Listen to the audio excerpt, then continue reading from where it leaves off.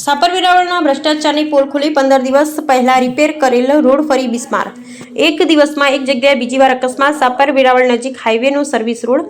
સાપર વેરાવળ ખૂબ જ મોટી ઇન્ડસ્ટ્રીઝ ઝોન હોવાથી ગવર્મેન્ટને કરોડો રૂપિયાનું ટેક્સ ભરવા છતાં સર્વિસ રોડના નામે મીંડું।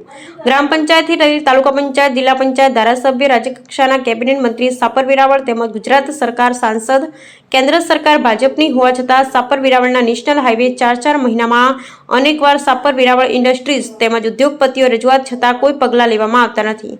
24 કલાકમાં 8 અકસ્માત। સાપર વેરાવળ નેશનલ હાઈવેના સર્વિસ રોડ ઉપર મોતનો તાંડવ સમાન। નેશનલ હાઈવે ઓથોરિટી કોઈ મોટા અકસ્માતનું રાહ જોઈને બેઠું હોય તેવી લાગી રહ્યું છે। નર્મદા ગેટની સામે સર્વિસ રોડ પર ગટર ખુલ્લી હોવાથી ઘણી વખત રાત્રિના સમયે અકસ્માતો સર્જાય તેની રાહ જોઈને બેઠા છે।